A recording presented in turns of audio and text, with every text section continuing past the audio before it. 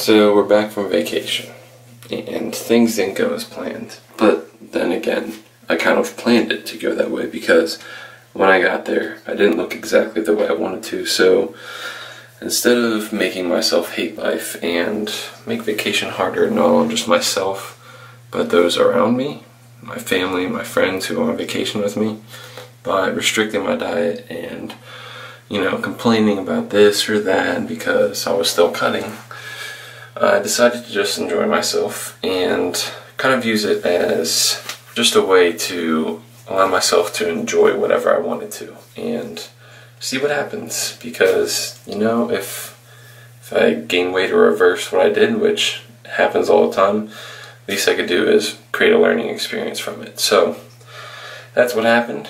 We put on some pounds, as you can see. We put on another 10 pounds, retaining, because it is the morning. This is my morning weight, back up to 242. So yeah, it kind of sucks because I was looking better, much better than I am now. But you know what? Life happens, and this is what you should do when you come back from vacation. You shouldn't just fall off the horse and let it run away from you. You should get back on that horse as soon as you get back from vacation. Get back on your diet routine, get back on your workout routine, and just pick up where you left off. Don't freak out, don't give up, just get back to where you were, and you can make it come back. And sometimes even quicker than it took you to take it off the first time, just because your body has already gone through that and it's kind of used to it. But we're going to hop back on a diet, and this time, like I said in a previous video a long time ago, we're going to give intermittent fasting an actual try. Not just, I'll kind of do intermittent fasting here or there, but we're going to actually do intermittent fasting pretty much every single day.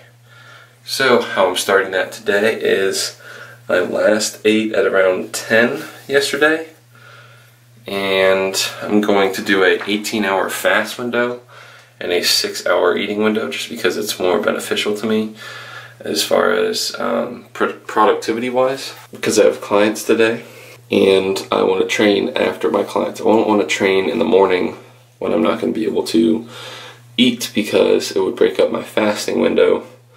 I want to train right before I eat so I can get that metabolic advantage, which some people will say doesn't really matter, but I think it kind of does.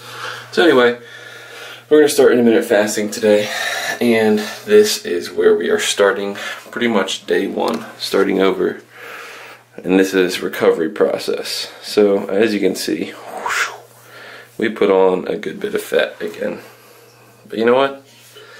Life happens, it'll come off. We all make mistakes. This is just how you recover from mistakes.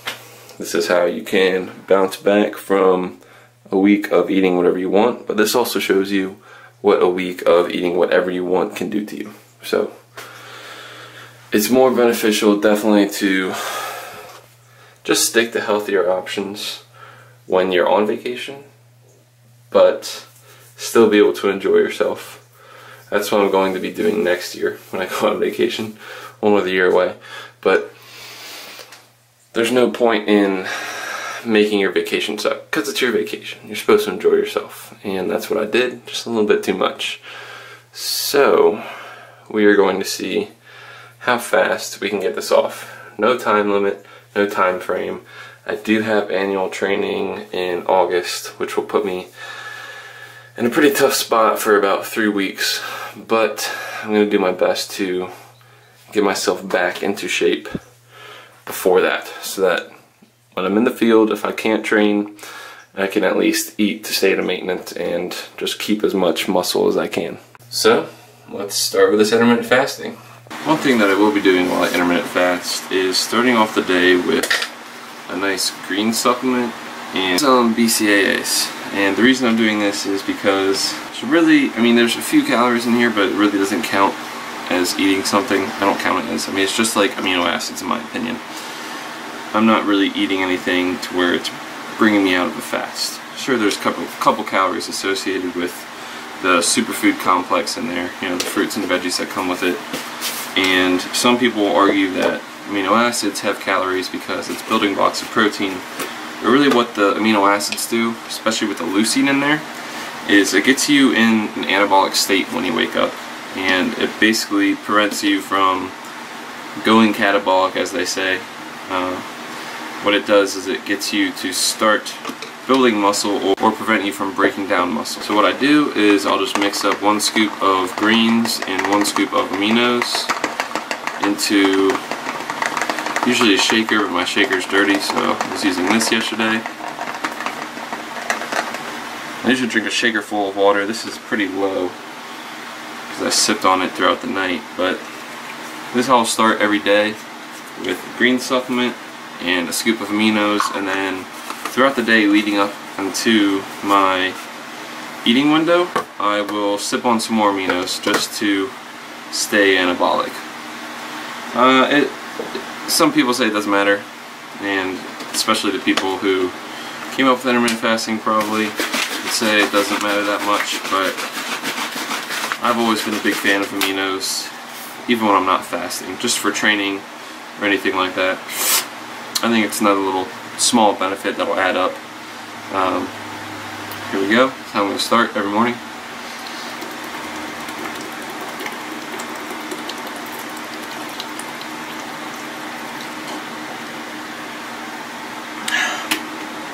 It also forces you to get some more water in as soon as you wake up, because while you've been sleeping you may not even notice, even if you don't sweat that much, but you do lose some water while you sleep, especially when you wake up and go to the bathroom first thing. So getting that water in, getting hydrated, starting the day off on the right foot with a green supplement, as well as some amino acids to get into that muscle building state.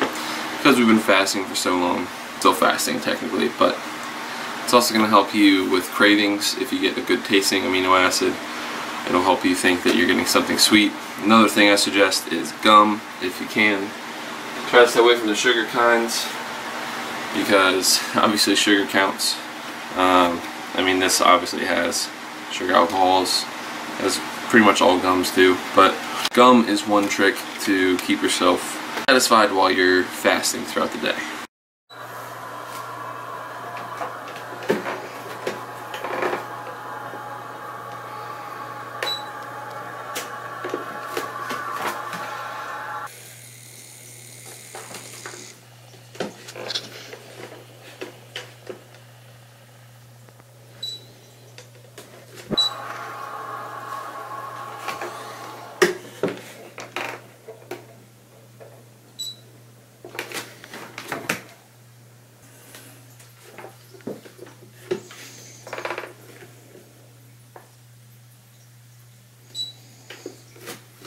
What's going on, guys? We are back in the kitchen, and oh my gosh, it's somewhat resembling a kitchen now. We got our fridge back in the kitchen, we got a fake counter. Mom made pizza, and I can't have pizza today because I didn't track that to be in my macros. But we can make a pizza. That's a pretty big deal right there. And still no sink. But we've got somewhat a resemblance of a kitchen. It's pretty freaking awesome. But anyway, back to the topic of this video, intermittent fasting. So it's the end of the week here. I've been intermittent fasting all week. Again, intermittent fasting is basically waiting to eat when you wake up until later on in the day. So the amount of time that you eat all of your calories for the day are in a certain amount of time. So instead of it being pretty much all day, which is like 16 or so hours if you wake up immediately after an 8-hour sleep, because there's 24 hours in a day, and then all the way up until you go to bed again. Instead of that, it's more like a 6, 4, sometimes 8-hour window of eating. So you have a fasting window and an eating window. And basically I've been fasting for a 16-hour window and then an 8-hour eating window, with one of my meals being pre-workout, just so I have something in my stomach before I lift. I've not been training technically fasted, but overall I did not like it. So I will not be doing this for after this week, most likely, because honestly it should be something that is optimal for you, whatever diet you do follow. You don't need to be adapting your life to whatever diet you want to to try out and see if it works better. Because really all it comes down to is calories in versus calories out. So if intermittent fasting sucks for you, don't do it. So it sucks for me, so I'm not going to put myself through more pain. Actually, the funny thing is, with all that I've been eating this week, which brings me to the main topic, this will be my 4th tub of ice cream in the past week. With all the ice cream and whatever I wanted to eat, I have actually been craving chicken, brown rice, just your regular bland foods. And it sounds really weird, like craving chicken and brown rice. Like, I mean plain grilled chicken or boiled chicken, anything like that. Something healthy. I've been craving that healthy stuff, possibly because of the way that eating all the food I did last week made me feel sometimes, but basically I'm gonna go back to healthy eating, where I'm still gonna track my macros, and I'm gonna go follow the bro split of having food every 2 to 3 hours, having chicken, brown rice, quinoa, lentils. So it's going to be a version of if it fits your macros in a way, which everyone basically follows it because you're trying to hit your same protein goal and stay in a certain calorie restriction when you're dieting. So I'm going to continue that for a few weeks. Going to start off, just do basically whatever I want to do and see if I can just lose the weight that I gained while I was on vacation. So this is really just to kind of prove a point, the emphasis of calories in versus calories out. I've been having, like I said, ice cream all week, at least a half a tub a day. And today we're topping off the week with a full tub. So I did fit it into my macros. Other than that, today, I'll go into more of what I had all week later, but what I had today was egg whites with brown rice and Frank's hot sauce. So again, that sounds disgusting to most people, but honestly it was amazing to me. And that was my pre-workout meal. I had a protein shake. This is essentially what I've had all week, except I've had more like egg whites and broccoli was a combo that I put in the microwave. Ice cream, of course, and yogurt, Greek yogurt, a scoop of whey protein and a scoop of casein protein in there. And that has usually been how I finished off my day.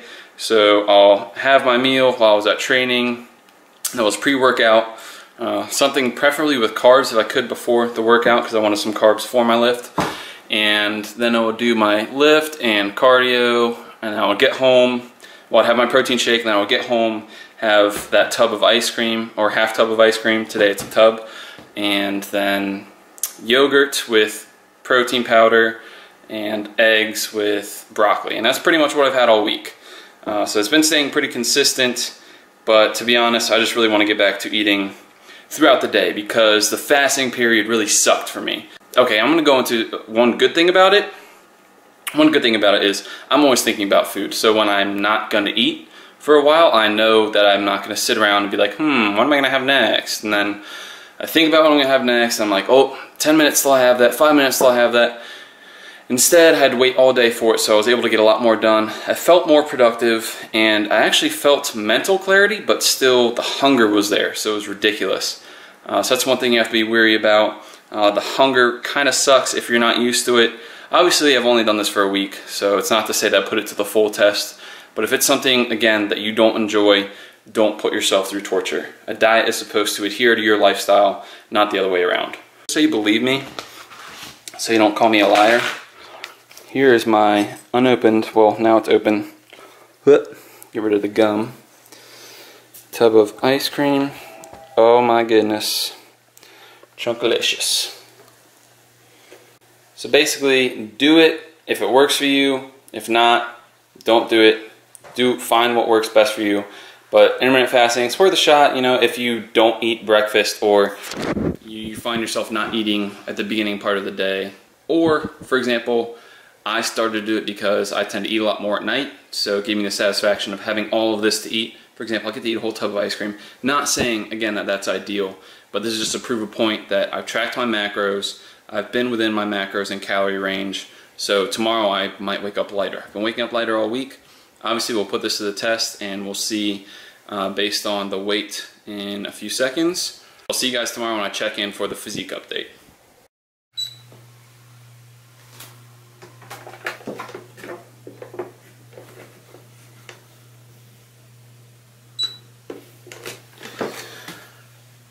Wow. It's a week after intermittent fasting, so I'm down almost 10 pounds. Obviously a lot of that's water weight, water retention from all the carbohydrates I was consuming at the beach. But to be honest, the camera's not showing it very much, but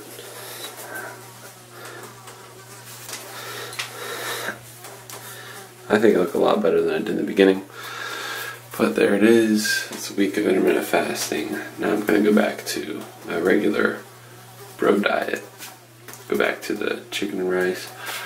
After today, I'm going to have a little bit more carbs. I'm going to a cookout. See, there's still this layer of fat over my abdominals. So, we still got some to lose, but I'm looking a little bit better. So intermittent fasting, there you go. 242 pounds down to 232 in a week. Obviously it's the first week of a diet, so I'm going to lose a lot more weight, but still goes to show that you can eat ice cream every day and lose weight as long as you're under your calories. Don't go and eat ice cream every day for your diet, but you can fit things that you like into your diet and still lose weight. That's what it shows. So, hope you enjoyed this video. Please like, share, and subscribe, and I will see you all in the next one.